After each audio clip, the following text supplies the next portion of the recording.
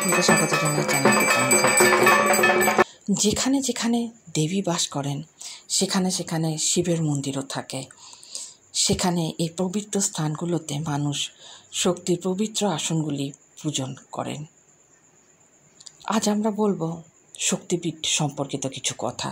তবে তার আগে আপনাদের কাছে অনুরোধ, ভিডিওটি ভালো লাগলে অবশ্যই লাইক, শেয়ার, কমেন্টস করবেন, চ্যানেল সাবস্ক্রাইব করে পাশে থাকবেন। শক্তিপীঠ কেবল মন্দির নয়, তা প্রেম, সুখ এবং মহাজাগতিক পরিবর্তনের জীবন্ত স্মৃতি। যেখানে দেবী নিজে পৃথিবীতে পতিত হন ছোট ছোট অংশে, সতীর মহান দুর্যোগের পরে শিবের সাথে সেই স্থানগুলোই হয়ে ওঠে শক্তিপীঠ। যখন সতী তাঁর পিতার অবমাননার প্রতিবাদে আত্মাহুতি দেন, তখন শিব শোকে কাতর হয়ে তাঁর দেহ মহাবিশ্বে জুড়ে নিয়ে এগিয়ে যান। মহেশ্বর বিষ্ণু শিবের বিধ্বংসী শোক শান্ত করতে তার চক্র ছেড়ে দেন এবং সতীর দেহকে টুকরো করে ফেলেন। যেখানে তার অংশ পড়েছিল সেখানে সেই স্থান শক্তিপীঠ হয়ে যায়, দেবীর পবিত্র আসন। আমাদের বেশিরভাগই সময় মনে হয় যে এই পবিত্র স্থানগুলি ভারতের মধ্যে রয়েছে, কিন্তু সত্য হলো দেবী অনেক বড়, কোনো মানুষের তৈরি সীমানার বাইরে। তার কিছু আসন এখন পাকিস্তান, নেপাল, বাংলাদেশ, শ্রীলঙ্কা এবং এমনকি তিব্বতের হিমালয় অংশেতেও রয়েছে।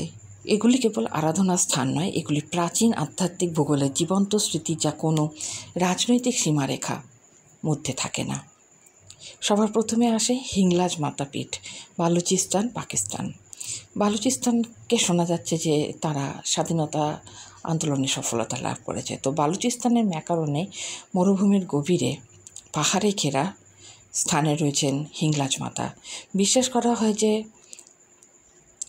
এটি একটি শক্তিশালী শক্তিপীঠ। এখানে সতীর মাথা পড়েছিল।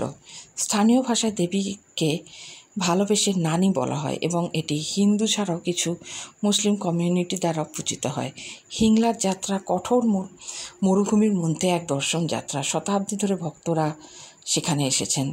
যেখানে হিন্দু মন্দির খুবই কম, হিংলাজ দেবী এখনও অটুট বিশ্বাসের দীপ্তি হিসেবে দাঁড়িয়ে আছেন। এরপর আসে শঙ্কর দেবী পীঠ, ত্রিনিকোমালি, শ্রীলঙ্কা। শ্রীলঙ্কার পূর্ব উপকূলে বিশাল ভারত মহাসাগরকে দেখিয়ে দাঁড়িয়ে আছেন শঙ্কর দেবী মন্দির। বিশ্বাস করা হয় যে সতীর কোমর এখানে পড়েছিল, যা শক্তি প্রচলনের জন্য অত্যন্ত গুরুত্বপূর্ণ। এই মন্দির কনায়েশ্বরাম মন্দিরের অংশ, যা 1000 বছরেরও বেশি সময় ধরে হিন্দু পূজার কেন্দ্র। উপনিবেশিক আক্রমণে ধ্বংসের মুখে পড়লেও এই মন্দিরের পবিত্রতা এখনও অটুট এবং ভক্তরা এখনও আসছে দেবীর আশীর্বাদের জন্য। এখানকার শক্তি গভীর চিকিৎসা পুনরুদ্ধার আনে বলে মনে করা হয়। এরপর আসে গুহ্যেশ্বরী মন্দির, নেপাল। প্রসিদ্ধ পশুপতিনাথ মন্দিরের কাছাকাছি আছে গুহ্যেশ্বরী মন্দির, যা গভীর আধ্যাত্মিক শক্তির কেন্দ্র। বিশ্বাস করা হয় যে 17 শতকের মধ্যে রাজা প্রতাপ মল্লাই মন্দির নির্মাণ করেন। গুহ্যেশ্বরী কেবল একটি মন্দির নয়, এটি তন্ত্র ও গুহ্য সত্যের অনুসরণকারীদের জন্য একটি স্থান। গুহ্যেশ্বরী অর্থ লুকোনো স্থানুলের দেবী এবং তার নাম অনুযায়ী এখানকার শক্তি সূক্ষ্ম, অন্তর্দৃষ্টি ও রূপান্তরকামী। হিন্দু ও বৌদ্ধ উভয়ই এই মন্দিরে পূজা করে, যা দুইটি মহান ধর্মের এক অনন্য মিলনস্থল। এরপর আসে সুগন্ধা শক্তিপীঠ, শিকারপুর, বাংলাদেশ। বাংলাদেশের বরিশালের মতো অঞ্চলে সান্ধ্য নদীর পাড়ে দাঁড়ানো আছে সুগন্ধা পীঠ। বিশ্বাস করা হয় যে সতীর নাক এখানে পড়েছিল। এই মন্দির দেবী সুভার্ণদার অর্থাৎ সুনন্দার জন্য উৎসর্গীকৃত এবং শতাব্দী ধরে বাংলাদেশের হিন্দুদের জন্য একটি অতি পবিত্র স্থান। শিবরাত্রির মতো উৎসবগুলিতে এই মন্দির রঙিন হয়ে উঠত, গান, জপ ও ভক্তিতে পরিপূর্ণ হতো।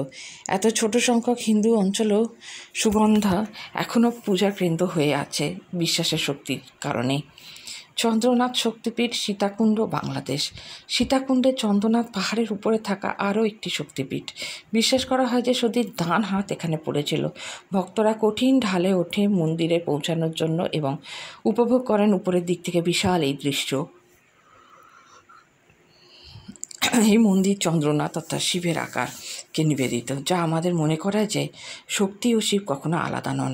এটি বাংলাদেশের সবচেয়ে দর্শনার্থীদের কাছের হিন্দু তীর্থস্থানগুলির মধ্যে একটি। এরপর আসে মনসা শক্তিপীঠ, চট্টগ্রাম, বাংলাদেশ।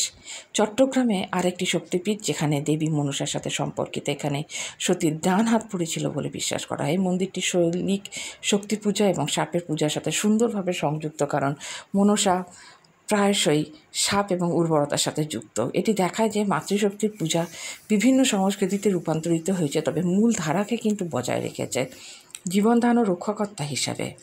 এরপর আসে মুক্তিনাথ শক্তিপীঠ, মুখস্থ, নেপাল। নেপালের দূরবর্তী মুখস্থ জেলা 3700 মিটারের বেশি উচ্চতায় অবস্থিত মুক্তিনাথ। বিশ্বাস করা হয় যে সতীর মুখ এখানে পড়েছিল। হিন্দুদের জন্য মুক্তিনাথ হলো মুক্তিস্থান, যেখানে আত্মা মোক্ষ লাভ করে বলে মানা হয়। বৌদ্ধদের জন্য এটি সমান পবিত্র, যা ডাকিনী, আকাশে নাচানাহার মহিলা শক্তির সাথে যুক্ত। এখানে দুটি মহাজাগতিক ধর্মের পরিচিতি ঘটে, একত্রিত হয় তাদের ভক্তির মাধ্যমে অদৃশ্য মাতৃশক্তির প্রতি শ্রদ্ধা। মুক্তিনাথের যাত্রা চ্যালেঞ্জিং হলেও যারা এটি সম্পন্ন করেন তারা শান্তি এবং মুক্তির এক অপ্রতিরোধ্য অনুভূতি অনুভব করে জানান। সীমার বাইরে মা। এই শক্তিপীঠগুলি কেবল পৌরাণিক ল্যান্ডমার্ক নয়, এগুলি একটি আধ্যাত্মিক সেতু যা মানুষকে সীমানা, ধর্ম ও শতাব্দীর পার হয়ে সংযুক্ত করে। এগুলি আমাদের স্মরণ করায় যে মা কোনো এক দেশ বা সংস্কৃতির অন্তর্গত নন। বিশ্বে যতই বিভক্ত হয়ে পড়ছে, এই ব্যস্ত কর্মের স্থানগুলি নিঃশব্দে এক বড় সত্যের কথা বলছে, যে ভক্তি কোনো সীমা জানে না। তা হোক বালুচিস্তানের মরুভূমি, শ্রীলঙ্কার উপকূলীয় চূড়া বা হিমালয়ের তুষারবৃত্ত উচ্চতা, মা এখনও সেখানে অপেক্ষা করছেন তার সন্তানদের আসার জন্য, তাকে স্মরণ করার জন্য, তার পায়ে প্রণাম করার জন্য এবং তার চিরন্তন উপস্থিতিতে জেগে ওঠার জন্য। কেমন লাগলো আজকের ভিডিওটি জানাতে ভুলবেন না। দেখা হচ্ছে পরের ভিডিওতে। ধন্যবাদ, নমস্কার।